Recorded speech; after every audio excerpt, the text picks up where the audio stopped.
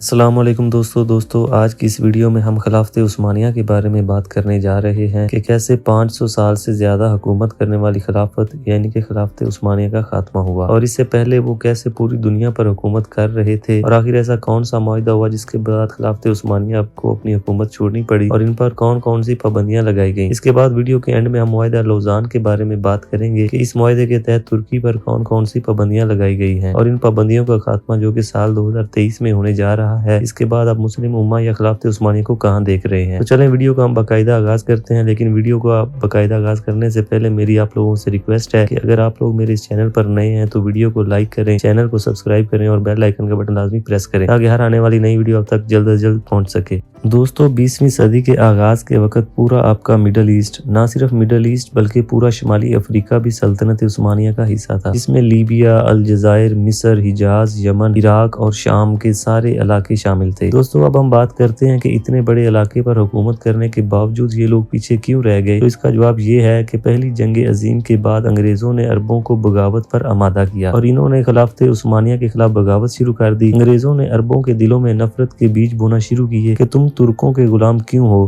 تمہیں تو حاکم ہونا چاہیے اور تم محکوم بن کے رہ رہے ہو، لہٰذا تم لوگ ان کے خلاف کھڑے ہو جاؤ، ہم تمہاری مدد کریں گے اور ہماری مدد سے تم اپنے پاؤں پر کھڑے ہو جاؤ گے۔ پہلی جنگ عظیم دوستو مسلم امہ کے لیے بہت دردناک المیہ کے طور پر ثابت ہوئی۔ کرنل لارنس جیسا شخص جو کہ برطانوی افواج کی طرف سے ورلڈ وار 1 میں لڑ رہا تھا۔ یہاں پر دوستو آپ کو مزے کی بات بتاتا چلوں کہ اس وقت لوگ ترکی سے سعودی عرب تک ٹرین کے ذریعے آتے تھے۔ یہ ٹرین ترکی سے نکلتی تھی اور سعودی عرب جا کر رکتی تھی اور زیادہ تر لوگ اس وقت اس ٹرین کے ذریعے سفر کرتے تھے اور اپنا حج اور عمرہ کی ادائیگی کرتے تھے۔ لیکن ورلڈ وار 1 کے بعد دوستو ہزاروں ترکوں کو شہید کر دیا گیا، یہاں تک کہ سین حرم میں بھی ترکوں کو شہید کیا گیا اور یہ سب تب ہوا جب عربوں نے ترکوں کے خلاف بغاوت کی۔ اب اس وقت جو ترک سے تعلق رکھنے والے مسلمان حج ادا کرنے کے لیے آئے ہوئے تھے، ان کو کیا خبر تھی کہ عربیوں نے اتنی جلدی ان کے خلاف بغاوت شروع کر دینی ہے اور عربیوں نے اس وقت دوستو ان کو ذبح کر دیا خانہ کعبہ کے اندر۔ ترکی میں آج بھی پہاڑی کے اوپر ایک قلعہ موجود ہے جہاں پر حرم کا سب سے بڑا دروازہ جس کا نام ملک عبدالعزیز ہے۔ دوستو اس پہاڑی کے اوپر توپیں بھی موجود تھی، لیکن ترکوں نے ان توپوں سے کوئی جوابی حملہ نہیں کیا اور دوستو ترکوں نے یہ حملہ اس لیے نہیں کیا کہیں بیت اللہ کو کوئی نقصان نہ پہنچ جائے۔ دوستو یہ تھی غداری جو عربوں نے ترکوں کے خلاف کی۔ اور یہاں پر دوستو آپ کو میں ایک اور بات بتاتا جاؤں کہ نہ صرف عربوں نے خلافت عثمانیہ کے خلاف بغاوت کی بلکہ پاکستان کا جو پنجاب کا زیادہ تر طبقہ ہے، انہوں نے بھی کوئی کسر نہیں چھوڑی اور پنجابیوں نے بھی انگریزوں کی خوب مدد کی۔ اس کے بعد وہ سلطنت جس نے 407 سال تک حکومت کی تھی وہ ٹکڑے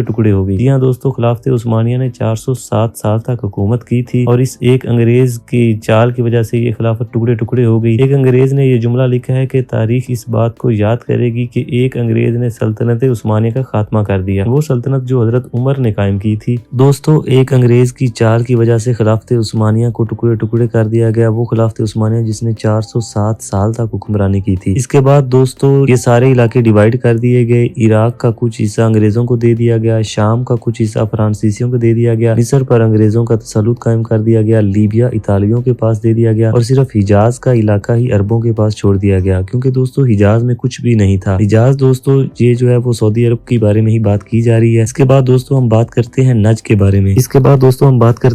بارے میں، جہاں سے سعودی عرب کی حکمرانی شروع ہوتی ہے۔ نجد اور حجاز دوستو اس وقت یہ ریت کے ٹیلے ہی تھے، یہاں پر ریت کے سوا کچھ بھی نہیں تھا۔ تیل جو ہے یہ تو بعد میں برآمد ہوا ہے اور تیل نکلنے کے بعد ہی اس ایریا کی حیثیت بن گئی ہے اور یہاں پر بڑی عمارات بنائی گئی ہیں اور اس وقت آپ کو پتا ہے دنیا کی سب سے بڑی عمارات جو ہیں وہ دبئی میں ہی پائی جاتی ہیں اور یہ بہت بڑا ایک عیاشی کا اڈا بھی بنا ہوا ہے، لیکن یہ تیل نکلنے سے پہلے یہاں پر کچھ بھی نہیں تھا۔ دوستو یہ ہے تاریخی پس منظر جو ایک ملت اسلامیہ کو ڈیوائیڈ کیا گیا اور بعد میں یہ سارے جو کنٹریز ہیں وہ آپ کے علیحدہ ہو گئے۔ اب شام ایک علیحدہ ملک ہے، مصر ایک علیحدہ ملک ہے اور یہ ساری تقسیم جو ہے یہ بات کی ہے اور یہ استعمار کی پیدا کی گئی ہے، اس کا اسلام سے کوئی تعلق نہیں۔ اس کے بعد دوستو یہ سلسلہ اسی طرح چلتا رہتا ہے۔ ورلڈ وار 2 ہوتی ہے، ورلڈ وار 2 کے بعد برطانیہ اپنی جو ہے نا وہ ساکھ بہت کمزور کر چکا ہوتا ہے، کیونکہ وہ اتنے بڑے رقبے پر حکومت برقرار نہیں رکھ سکتا۔ ہندوستان بھی علیحدہ ہو جاتا ہے، لیکن اس کے بعد دوستو امریکہ سپر پاور بن کر ابھرتا ہے۔ امریکہ نے جو حکمت عملی اپنائی تھی وہ یہ تھی کہ امریکہ نے دوستو عرب کے سینے میں اسرائیل کا خنجر نصب کر دیا تاکہ یہ لوگ کبھی بھی آزاد نہ ہو جائیں اور ہمارے انڈر ہی ہمیشہ کام کرتے رہیں۔ جہاں برطانوی استعمار، فرانسیسی استعمار رفتہ پیچھے ہٹ رہے تھے। جیسا کہ صدر ناصر نے انگریزوں کو میڈیٹرینین سے پھینکا، الجزائر نے فرانس سے آزادی حاصل کر لی تھی، اطالویوں نے لیبیا والوں سے آزادی حاصل کر لی تھی، لیکن جو خنجر اسرائیل کی صورت میں ڈالا گیا تھا وہ آج تک اس سے مسلم امہ کی جان نہ چھڑائی گئی۔ اس کے بعد دوستو آپ نے اکثر سنا ہوگا کہ 2023 کے بعد ترکی جو ہے وہ عرب پر حملہ کر سکتا ہے یا مسلم امہ کی آپس میں جنگ ہو سکتی ہے۔ تو آج میں آپ کو اس کے پیچھے تھوڑا سا پس منظر بیان کرتا ہوں۔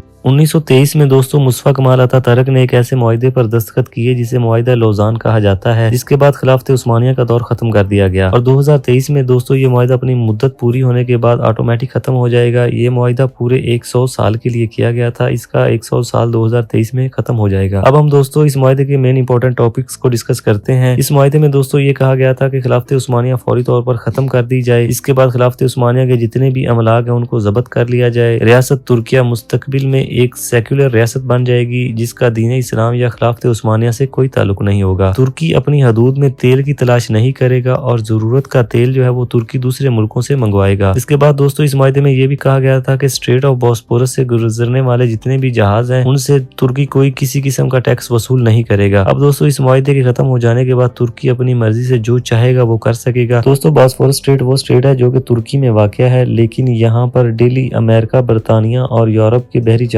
گزرتے ہیں جو کہ اپنی امپورٹ اور ایکسپورٹ کرتے ہیں۔ ترکی دوستو ان سے کوئی کسی قسم کا ٹیکس وصول نہیں کرتا، جیسے یہ معاہدہ ختم ہوگا ترکی ان سے باقاعدہ ٹیکس بھی وصول کرے گا۔ اس کے بعد دوستو اللہ تعالیٰ نے رجب طیب اردگان کی صورت میں ترکی کو ایک ایسا لیڈر دیا ہے جو کہ امریکہ اور برطانیہ کی آنکھوں میں آنکھیں ڈال کر بات کر سکتا ہے۔ اب یہاں پر دوستو یہ معاہدہ ختم ہو جانے کے بعد ترکی پھر سے کوشش کرے گا کہ تمام مسلم امہ کو اکٹھا کیا جائے اور خلافت عثمانیہ کو دوبارہ سے بحال کیا جائے اور انگریزوں کی غلامی سے ہمیشہ کے لیے جو ہے نا وہ نجات دلائی جائے تمام مسلم امہ کو۔ اب تمام اسلامی کنٹریز کو آپس میں مل کر ایک دوسرے کا ساتھ دینا چاہیے۔ اگر ہم یہاں پر بات کریں کہ پاکستان کی، تو پاکستان کے حکمران آپ کو پتہ ہی ہے جو کہ آپس میں ہی لڑتے جھگڑتے رہتے ہیں۔ پاکستان ایک سپر پاور ہونے کے باوجود بھی یہ لوگ آج تک کبھی بھی کھل کر امریکہ کے سامنے نہیں آئے۔ تو دوستو یہ تھی خلافت عثمانیہ کی ایک مختصر سی تاریخ۔ میں نے اس ویڈیو میں کوشش کی ہے کہ آپ تک خلافت عثمانیہ کے بارے میں تمام جتنی بھی ڈیٹیل میرے پاس تھی وہ میں نے آپ کے ساتھ شیئر کی ہیں۔ اگر ویڈیو اچھی لگی ہو تو ہمارے چینل کو سبسکرائب کریں اور بیل آئیکن کا بٹن پریس کریں تاکہ ہر آنے والی ویڈیو آپ تک جلد از جلد پہنچ سکے۔